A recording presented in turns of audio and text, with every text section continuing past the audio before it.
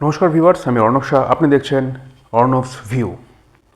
কানাডার prime minister mark Carney এসছে ভারতে।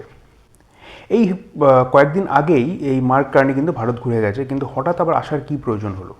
তার প্রয়োজন হয়েছে, তার কারণ হচ্ছে মার্ক কার্নি ভারতে এসছে একটা ডিল নিয়ে।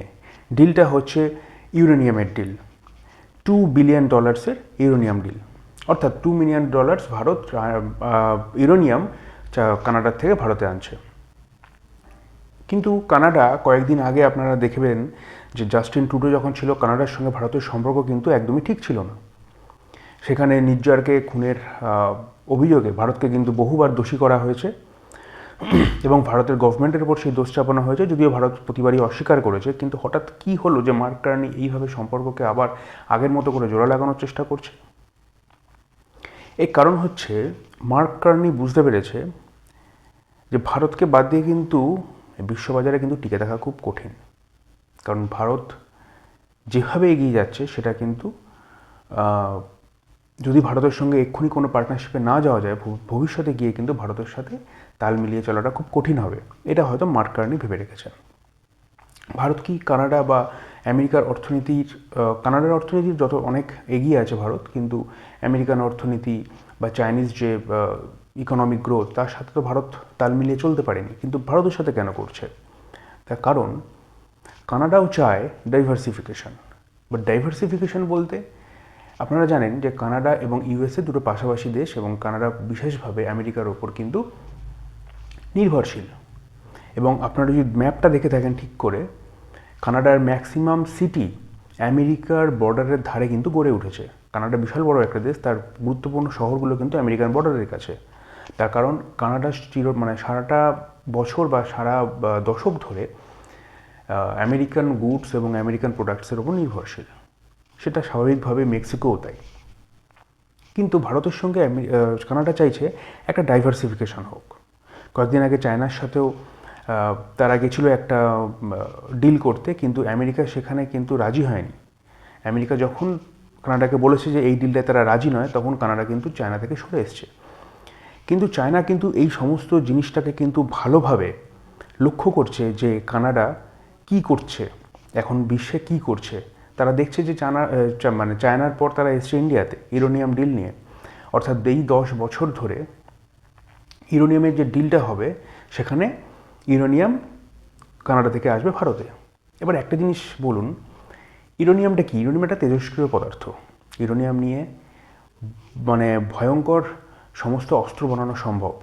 পারমাণবিক শক্তি তৈরিতে ইউরেনিয়ামের প্রয়োজন হয়। কিন্তু হঠাৎ কানাডা কেন ভারতকে এটা দিচ্ছে?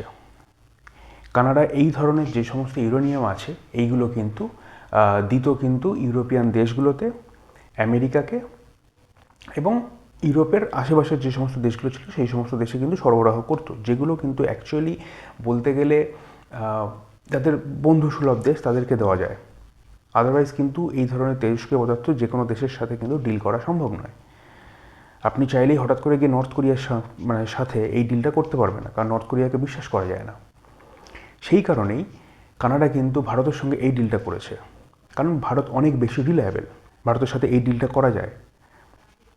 এবং ভারতের সাথে কানাডার এখন মোটামুটি $10 বিলিয়ন আশেপাশে একটা বছরে সম্পর্ক, $10 বিলিয়ন একটা বাণিজ্যিক সম্পর্ক রয়েছে, যে $10 বিলিয়ন মধ্যে সেটা ট্রানজ্যাকশনটা ভ্যারি করে।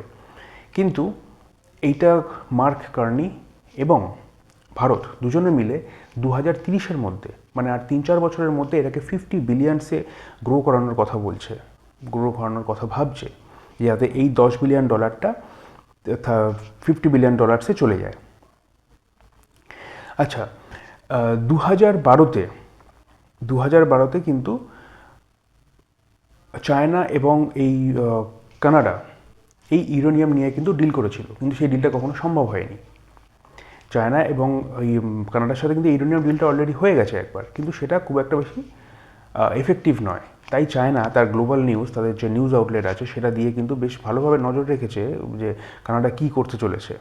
যাই হোক, এটা ভারতের জন্য একটা গুড নিউজ যে কানাডা খুব স্বাভাবিকভাবে এবং দক্ষতার সাথে এইভাবে স্টেপ নিয়ে, কারণ জাস্টিন ট্রুডো যেভাবে ভারত এবং কানাডার সম্পর্ক নষ্ট করেছিল, তারপরে তারা হঠাৎ করে 180 ডিগ্রি মুভ করে ভারতের সাথে সম্পর্ককে সুদৃঢ় করেছে। এবং ভারতে আসার পর মুকেশ আম্বানির সঙ্গেও কিন্তু মার্ক কার্নির একটা মিটিং হয়েছে। কিন্তু মুকেশ আম্বানি তো বিলিয়নিয়ার, তার সাথে মিটিংয়ের অর্থটা কী? তার সাথে মিটিংয়ের অর্থ হচ্ছে মুকেশ আম্বানির যে গ্যাস এলএনজি রয়েছে, মানে গ্যাস অ্যান্ড লিকুইফাইড গ্যাস এবং অয়েল যে বিজনেসটা রয়েছে, তার সাথে কিন্তু মার্ক কার্নি তাদের দেশের অর্থনীতির কিন্তু একটা বিশেষ অংশ কিন্তু এই বিজনেসের মধ্যে দিয়ে কিন্তু শেয়ার করতে চলেছে। অর্থাৎ অনেক ইনভেস্টমেন্ট আসতে চলেছে ভারতে অয়েল এবং এই লিকুইফাইড গ্যাসে। তো সেই জন্য এই মিটিংটা হয়েছে মুকেশ আম্বানির সাথে। তো মুকেশ আম্বানির যে মিটিংটা হয়েছে এইটার সম্পর্কে বলতে গেলে আরও ডিটেলসে বলা সম্ভব নয়, কারণ এইটুকুই এখনও পর্যন্ত খবর জানা যাচ্ছে। পরবর্তীতে যখন এটা নিয়ে কোনো নতুন ডেভেলপমেন্ট আসবে ভারত এবং কানাডার সম্পর্ক নিয়ে, সেটা নিয়ে সর্বপ্রথম হাজির হব আমি অর্ণব শাহ আপনাদের সামনে। এখন এই পর্যন্তই। জয় হিন্দ, জয় ভারত।